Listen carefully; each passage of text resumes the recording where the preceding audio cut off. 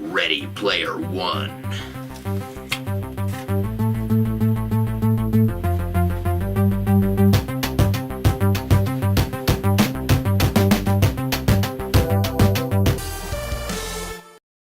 Yo, Filmfrosk her. Velkommen til en ny anmeldelse av Ready Player One.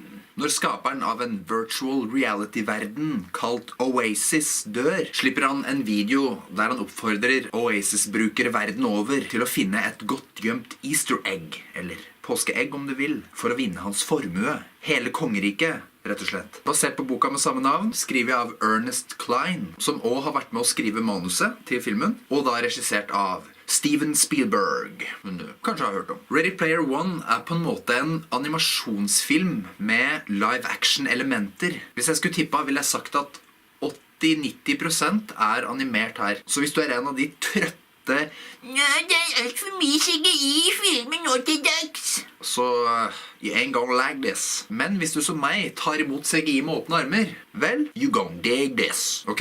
Jeg skal ikke spasere rundt rømmegrøten. Ready Player One er ren underholdning fra start til slutt. Det er en popkulturell referansefest. Og når filmen kommer på Blu-ray, vil det nok bli mye freeze-framing rundt omkring i verden for å prøve å plukke opp alt. Veldig mange blink and you miss it-ting. Kjente spill- og filmkarakterer som er med i et brøkdel sekund, og en god del som er med mer enn det også da. Men jeg kommer ikke til å nevne noen, tror jeg, for det kan du finne ut selv. Det er nemlig noe av gleden med denne filmen her, noe av det som er litt ekstra kult, at du vet aldri hva som skal bli den neste referansen. Hvor mye får man med seg? I noen scener som det er veldig mye ting som skjer på skjermen, så blir det litt sånn her...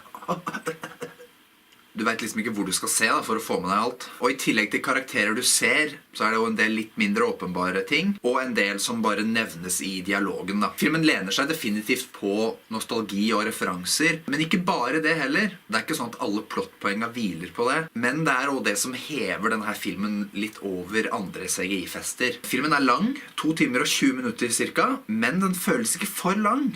Crazy, men sant. Konseptet i historia liker jeg. Har litt lyst til å lese boka. Plottet i seg selv er ikke noe sånn mind-blowing, men det funker til formålet. Skuespillet er fullgodt. Mark Rylance spiller relativt troverdig som en litt Steve Jobs-aktig type. Jeg kjøpte ikke alt 100%, men innimellom er den knallgod. Og jeg likte også Ben Mendelsohn sin karakter godt. Trodde det var Noah Taylor med hvitere tenner. Can you blame me? Og avataren hans minte meg veldig om Injustice-spillet, la oss si det sånn. Og jeg likte de fleste karakterene. Litt artig er det at det er hele 4 briter og en australier som alle prater amerikansk, og det var bare de som jeg vet om. Men da, skuespillet er ikke så innmari interessant her. Det som er viktig er actionen og det visuelle. Og det er heldigvis masse action. Og jeg tviler på at det er en eneste scene her som ikke er delvis eller bare totalt modifisert med CGI. Og her slipper vi den der greia med at alle scener skal være langsomme med lange trege. Her går det snappy, fort, tjikk, tjikk, tjikk, skjer ting hele tiden. Det er litt godt av og til altså, å få noe sånn. Det er fast-paced og masse eye candy. Og alle de digitale karakterene, 3D-modellene, er knallfine. Ikke noe Uncanny Valley, men ikke helt fotorealistisk heller. De har treffet en veldig fin balanse der. Det ser ut som de beste cutscenesa fra et helt nytt spill, og litt mer til. Jeg elsker dataanimasjon her, og du får mye av det. Det er noe med top-notch dataanimasjon som bare er tilfredsstillende å se på. Det ser så fint ut da, og du ser at det flagrer i klær, og det er bare sånn her. Det ser ekte ut, men det ser ikke ekte ut samtidig. Jeg liker det bare i meg godt, altså, jeg må bare si det. Actionscenene er underholdende som få. Her er det ingen billige løsninger. Alt er liksom maksa. Jeg så den i 3D, noe som fungerte veldig fint. Men jeg tror kanskje at det gjorde at det ble litt mer... Det fortonet seg litt mer hektisk enn det var noen ganger kanskje. Det kunne bli litt mye kamerabevegelse.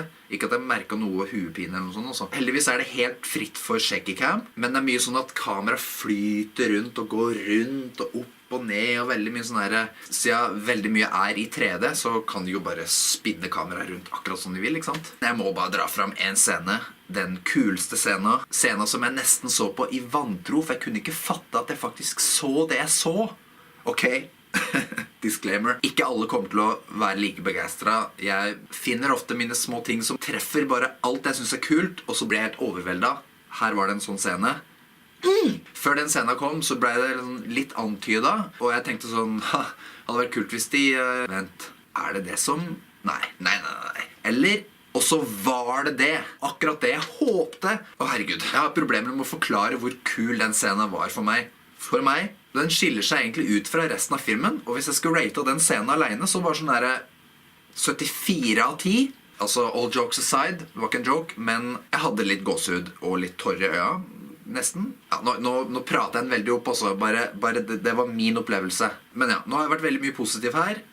La oss klage litt. Noe av musikken føltes litt malplassert. Det var litt sånn julefilmaktig musikk, veldig Spielberg-preg, men jeg synes ikke det passet helt inn her. Det er en liten klage bare, akkurat det da. Også kjærlighetsgreia. Kjærlighetsdelen er helt unødvendig og overflødig. Sjokk. Føltes veldig sånn lett og enkel. Det var lite altså, men det var uinteressant. Tror den kunne vært kuttet ut av filmen nesten uten noen konsekvens. Og så har jeg en ting angående referansene, men det tror jeg ikke jeg kan si. Jeg føler det blir litt spoiler. Kanskje en fremtidig spoileranmeldelse? Gi meg en kommentar hvis du er interessert i det. Og så er det en ting. Det her er ikke noe med filmen direkte, det er noe med prosessen rundt filmen. Det var noe med at de har utlyst en konkurranse om at du kunne lage en 3D-modell til filmen, og kanskje den ble brukt, og så hadde du muligheten til å få med navnet ditt i rulleteksten og vinne noen premier og sånn. Det er sånn sneaky måte å få gratis arbeidskraft på. Ja, jeg husker ikke helt detaljene rundt akkurat det her, men jeg synes det bare burde nevnes. Men her i Filmfrosk-redaksjonen bedømmer vi film ut ifra filmen, ikke noe rundt, så jeg lar det ikke gå inn på karakteren.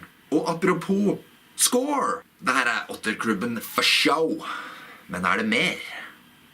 Med fare for at jeg kommer til å angre og moderere meg, så det er påske, jeg føler meg litt raus. I dag sier jeg 9 av 10 til Ready Player One. Du hørte riktig, 9 av 10 til Ready Player One. Og hvis du lurte, så ja, det var den scenen jeg pratet om tidligere som bikket det over. Uten den tror jeg ikke det har blitt en 9-er også. Men jeg er sånn at hvis en ting er fantastisk kult i en film, da lar jeg det telle litt altså. Det gjør at du har lyst til å se filmen mer da. Ok, det var min anmeldelse av Ready Player One. Det var så underholdende, og jeg hadde flere ganger sånn her måtte jo moderere meg. Jeg satt jo i en kinosal med andre folk rundt, så jeg kunne ikke sitte og hyle og klunke, men hadde lyst. Kommenter, abonnere, like eller dislike. Sleng en kommentar eller en like, en sånn her. Og hvis du har lyst til å se flere videoer, så kan du abonnere på meg. Det er veldig lett. Du bare trykker ned der sånn. På den frosken der. Og verre er det ikke. Ok, god påske da. Vi prates etter påske.